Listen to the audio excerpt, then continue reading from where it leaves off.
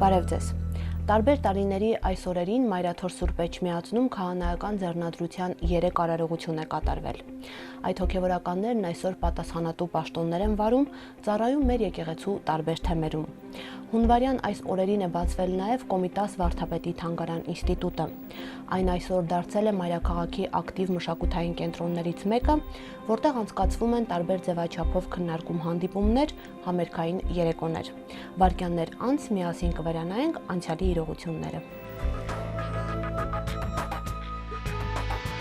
2004 թվականի հունվարի 29-ին Ծաղկաձոր քաղաքում գրադարան բացվեց։ Նախաձեռնությունն ամենայն հայոց կաթողիկոս Գարեգին II-ին էր, բարերարը Ավստրիայում ապրող Վլադիմիր Հարությունյանը։ Նրա հոգացության ներքո են նաև Վիեննայի հայկական եւ Կրասնոդարի Գեորգիևսկ քաղաքի Սուրբ Աստվածածին եկեղեցիները, իսկ 2000 թվականին նրա աջակցությամբ նորոգվել է Կեչարիսի վանական համալիրը։ Վլադիմիր Հարությունյանի օժանդակությամբ ստեղծված գրադարանը գործում է մինչ այսօր եւ Ծաղկաձորի ամենամեծ գրադարանն է։ Ընթերցասերներն օգտվում են համակարգիչներից, ինտերնետ կապից, հայերեն, անգլերեն, ռուսերեն գրականությունից։ Շուրջ 22,000 կտոր գեղարվեստական, պատմական, հոգևոր, հանրամատչելի, մանկական ուսուցողական գրականություն ունի, իսկ գիրք հանձնելու ցանկություն ունեցող մարդիկ, ինչպես 12 տարի առաջ, այնպես էլ այսօր շատ են։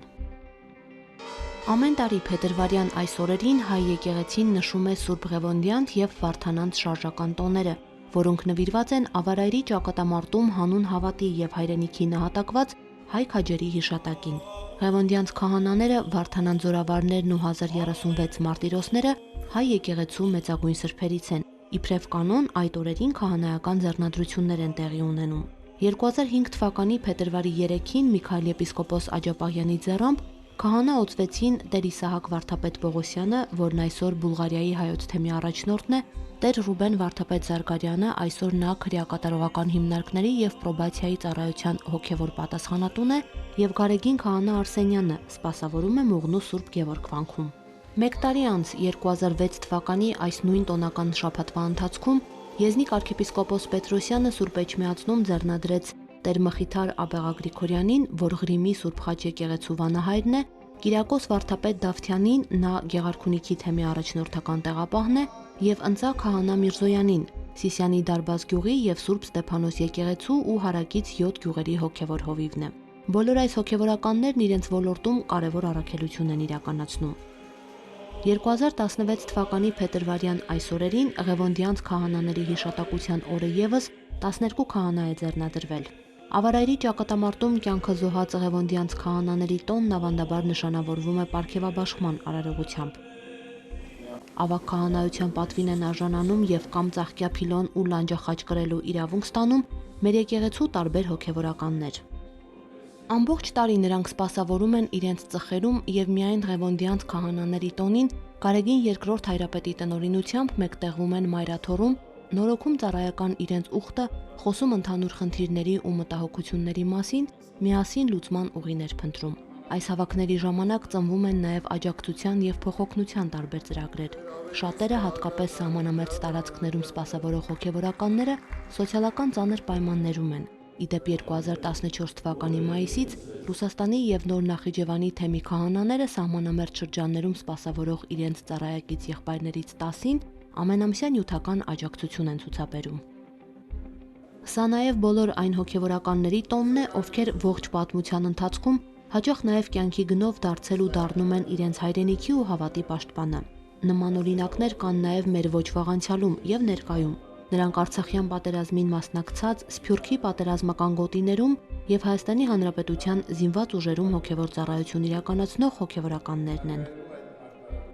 2013 թվականի փետրվարի 1-ից Գարեգին II ամենայն հայոց կաթողիկոսի հայրապետական տնօրինությամբ Կոտայքի թեմի առաջնորդ Տեր Առաքել եպիսկոպոս Քարամյանն առաջնորդական իր ծառայությանը համատեղ ստանձնեց նաև Հայաստանի ոստիկանության հոգևոր պատասխանատուի պաշտոնը։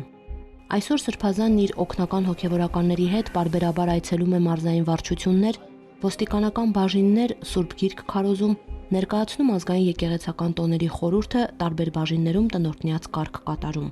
Ոստիկանի լիարժեք ու հավասարակշիռ գործունեությամբ է պայմանավորված նաև հասարակության օրինապահության մակարդակը, իսկ հոգևորականի առաքելությունն ուղղված է ոստիկանի գիտակցության բարձրացմանը և քրիստոնեական նկարագրի կերտմանը։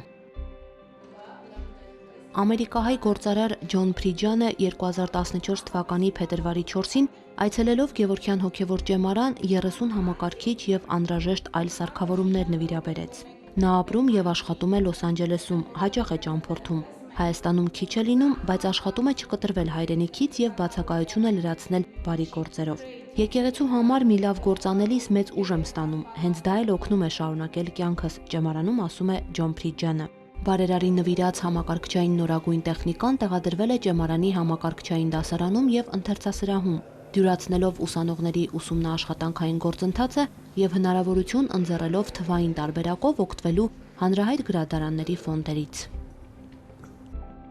Տարբեր տարիներին հուշարձաններ եւ կիսանդրիներ են բացվում, պուրակներ, փողոցներ, երաժշտական խմբեր ու պարային համույթներ անվանակոչվում մեծ վարդապետի անունով։ Այդուհանդերձ Կոմիտասը Հայաստանում իր հասցեն էր ուզում եւ այն ունեցավ 2015 թվականի հունվարի 29-ին։ Վարդապետի ժառանգությունը համակարգված ուսումնասիրելու եւ հանրահռչակելու հրամայականը վաղուց կար։ Մեր այսօրվա մշակները Կոմիտասին մեր կյանքի ակտիվ մասնակիցը դարձնելու ամենալավ ճանապարհներից մեկն են համարում թանգարանի ստեղծումը։ Նրա ողջ կյանքն ու գործունեությունը, ապրումներն ու մտորումները, երաժշտական եւ հոգեվոր գործունեությունը, բանահավաքչական եւ ստեղծագործական հարուստ ժառանգությունը հատուկենտ իրեր ամփոփված են թանգարանի 8 սրահներում։ Բացման արարողության ժամանակ Վեհափար Հայրապետը թանգարանին նվիրեց սեղանի արծաթյա գրչակալ բյուրեղապակյա թանաքակալով, որը 1908 թվականի ապրիլի 1-ին Բաքվի հերթական համերգից հետո վարդապետին նվիրել է հայ համայնքը։ Ծրագրված էր, որ Կոմիտասի թանգարանը սոսկ հուշեր չամփոփի,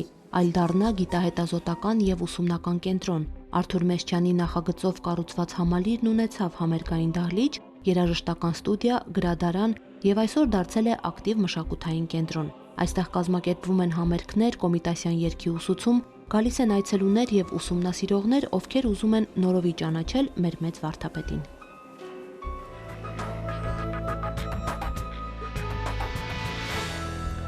Մեր հաջորդ օրագրում առանձնացրել ենք Հայաստանի ամենամեծ Արմավիր քրեակատարողական հիմնարկի Սուրբ Պայծառակերպություն եկեղեցու օծման տեսանյութը։